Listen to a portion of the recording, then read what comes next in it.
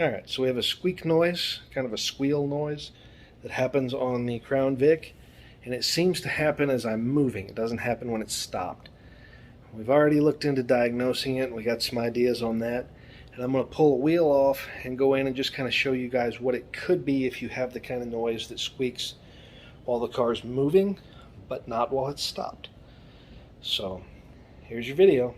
It's worth mentioning that we diagnosed this car as far as which wheel it was going to from the parking lot. My wife helped. The easiest way to do this is when you've got a noise like this one that scrapes when the car is moving, establish this just when the car is moving, not when it's stopped, because then you'll be describing something else. And then I had her walk next to it and just tell me which wheel it's coming from. And this one sounds kind of like a violin, which is kind of weird, but to me that means it's a high mass thing, so it's probably a drum or hat, or these are a drum and hat, which is the rotor. It's got the little e-brake thing in the bottom. So I broke these loose, these lugs loose. Now we're going to lift the car up, pull the wheel off, and try and go take you through my thought process on stuff like this.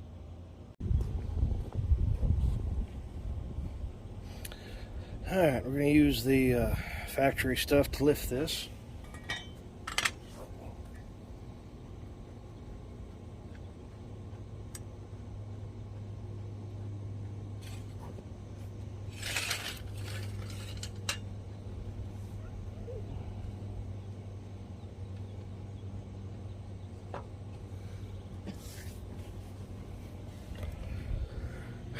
Down here, watch me clamp this on the tripod, and then we need to go down here. So this little arrow right here, it's got a spot there for it, and then this goes underneath the frame, and we just twist this and we lift the car up off the ground. We're gonna pull this off here and see why she squeaks.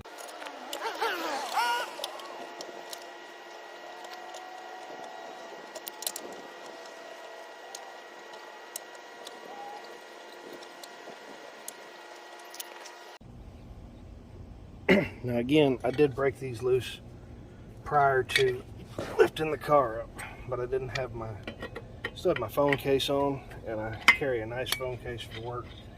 I don't want to get grease and crap all over it, so here we are.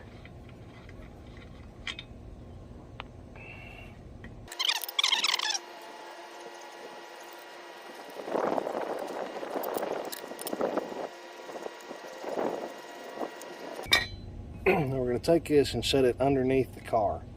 That way if the car tries to fall, it has something to catch it. Then we can just reposition the jack. Now you can hear it. That's what we're looking for.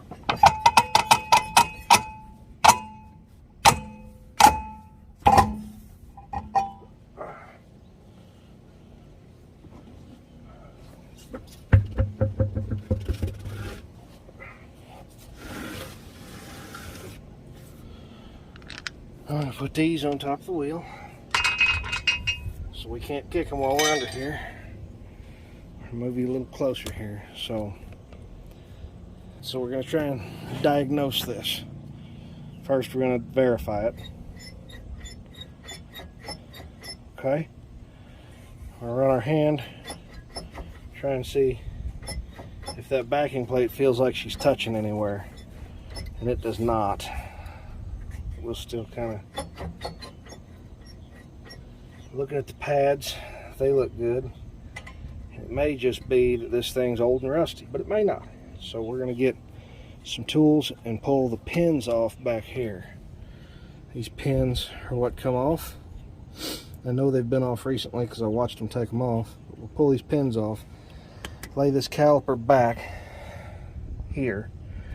We're going to set it back here, and then we'll re-verify, and then if we have to, we'll get this loose, pull it off, and see what's rubbing. There should be a witness mark with noise like this. Now these have a 10mm head on them. They've been off recently, so I can just kind of break them loose pretty easy. But if you need to, you can't get them loose real easy. I use a flex head ratchet as much as possible on this stuff, so it gives me the ability to move this over, and then I'll smack it with my hand, or sometimes I'll even hold it down here on the back and hit it with a hammer. That way it don't rebound. You can get just enough shock value sometimes to get that loose. Now I won't pull this top pin all the way out until the bottom one's broke loose.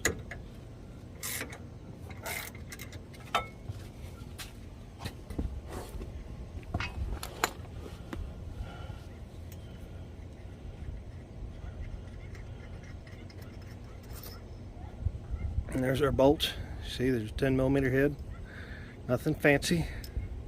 And these should not be lubricated because there's a slide that these go inside of and it gets lubricated. Little metal tube.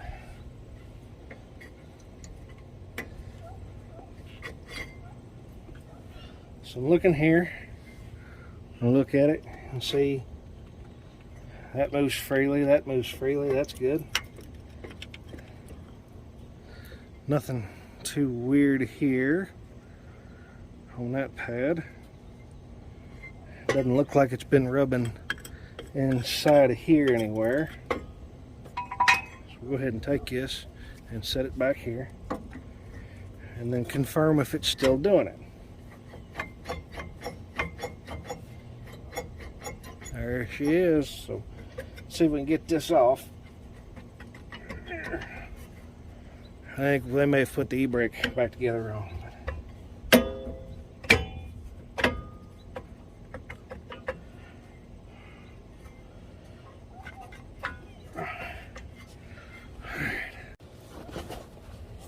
Many moons ago, I was working a second job as a tech, and I bought this Harbor Freight hammer, this little 2-poundish hammer, and broke the handle out of it. So I had a piece of rod there next to me. I heated it up, beat it in there, piece of pipe actually, and migged it in, and then it has sat in every farm truck from here to God knows when since then, but I still got it.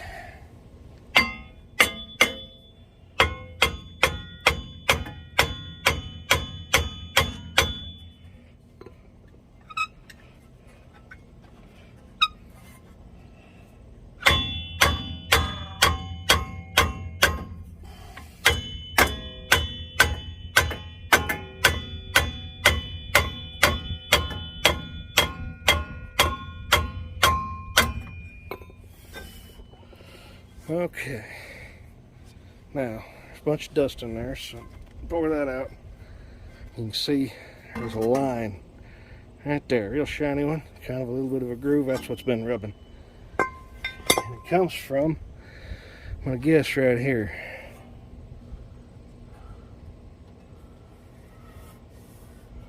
It's kind of heat checked where it's been hot. You also want to look up here on the very edge of that backing plate, all the way around it, and check for any protrusions.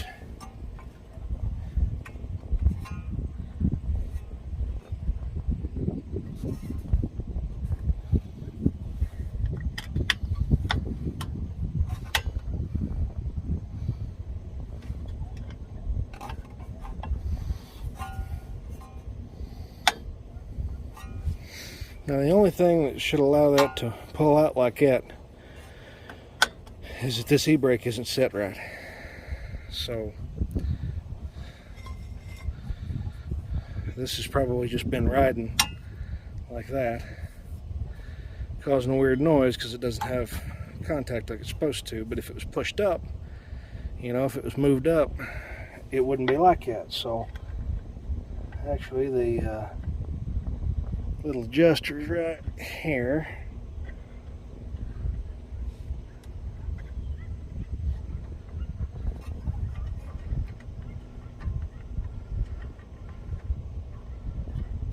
and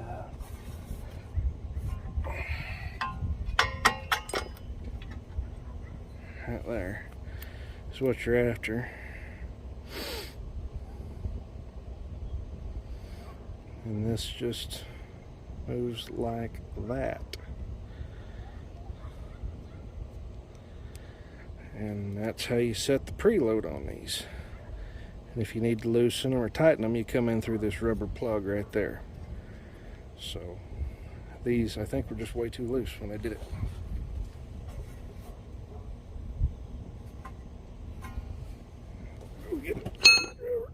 Okay, so we're gonna put these back together. They just sit in there. This goes on the bottom, this goes on the top. So they need to both kind of line up or you're gonna have a hell of a time getting them in there. Just go and there's a little notch right there and right there.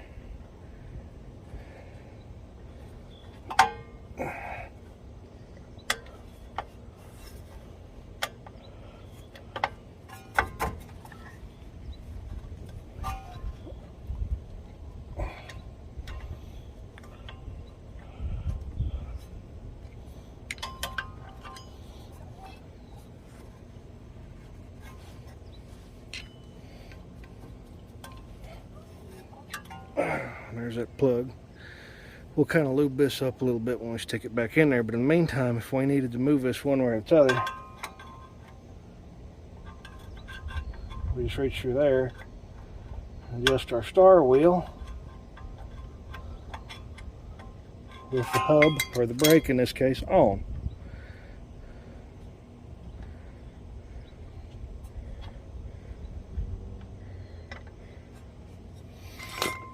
So we'll go ahead and take this. Now, in a perfect world, I would clean this up first.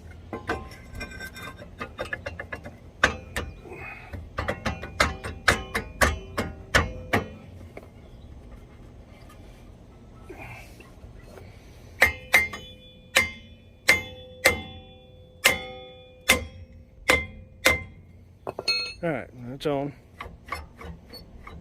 Hear it? Squeak, squeak, squeak.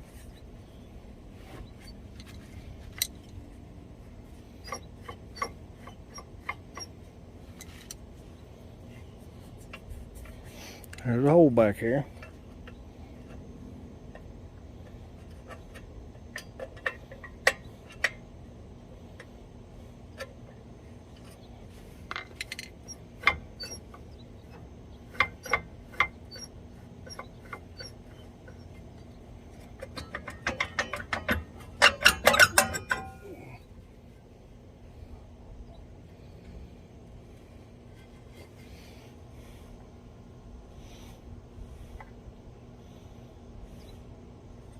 When they're still pretty loose, you can just put this off and on, and that'll help you there.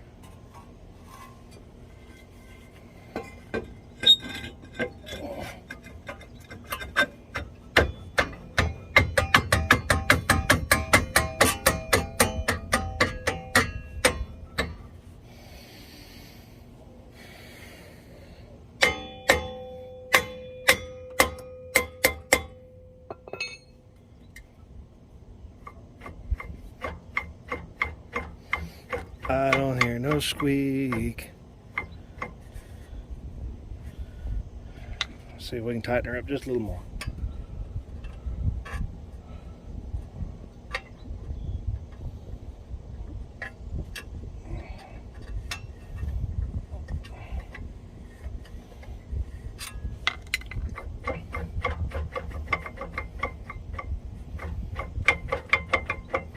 It's important this is seated all the way down, or you won't get a good reading on it. But I think that's it, guys. I think she's fixed. So we're going to go through real quick. This is, obviously this is the back. It goes inside your caliper here. But one of the things I want to look at right here. These are slide, right here, these slide. These are consumables when you get new brakes that come with new ones, but these are pretty crapped up. So let's see if we can get a better picture of this thing to focus.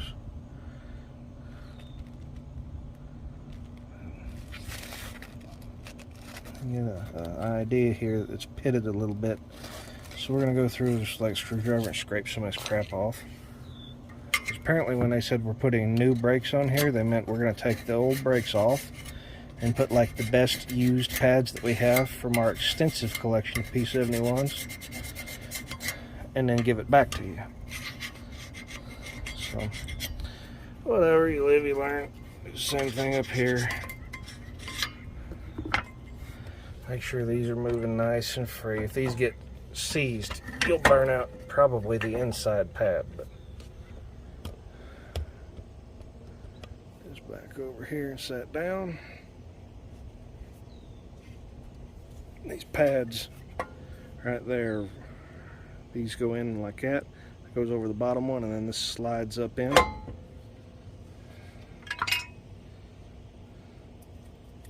To the rust off here.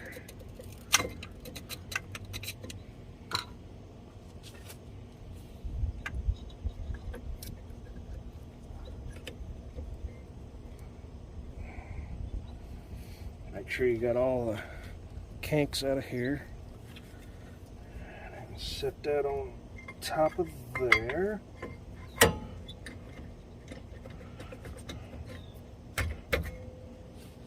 nope, it slid out.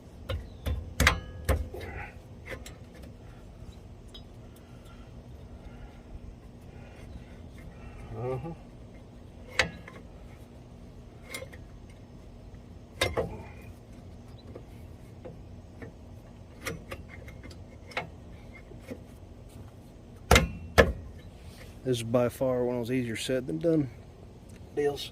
There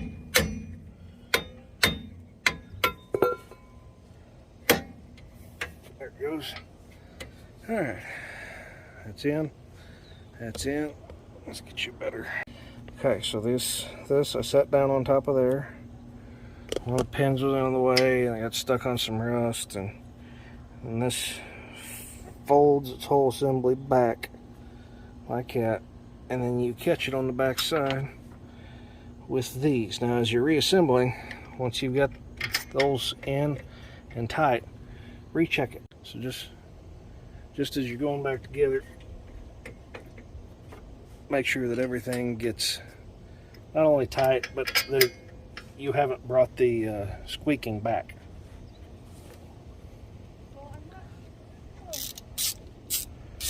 I have neighbors. I hate people. Yeah, there's one kid in the Focus. He works on his own car. He's not too bad. And one guy does construction, some stuff like that. But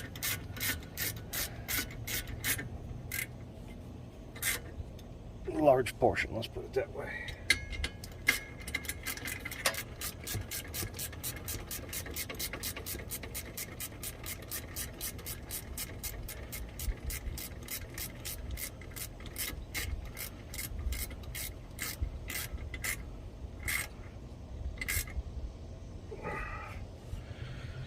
Now, I know for two reasons that these lug nuts were stupid, way too tight.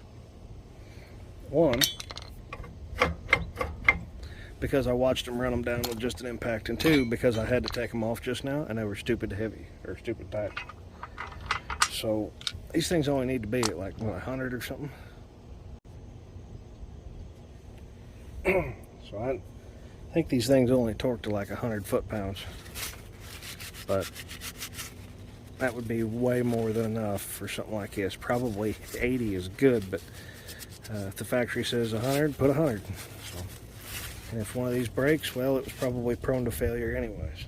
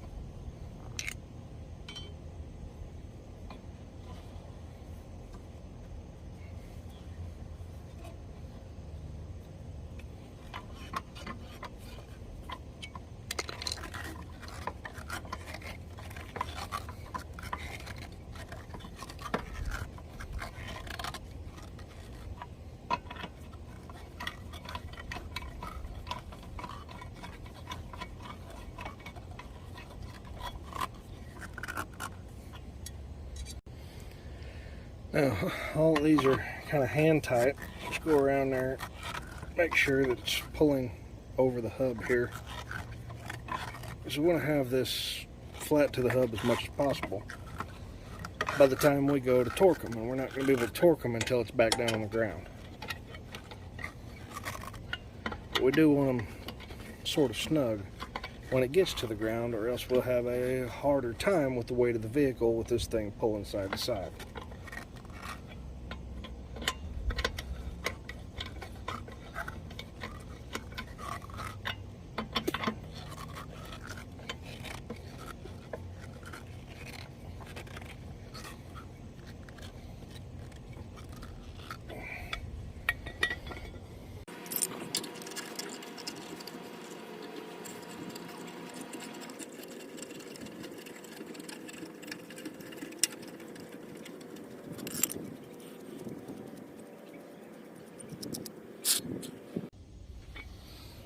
These lug nuts, they only tighten to about 100 foot-pounds, like I said.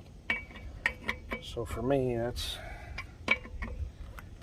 yeah, it's tight, but it's not stupid tight. We are going to work 1, 2, 3, 4, 5 star pattern, so it pulls down nice and easy.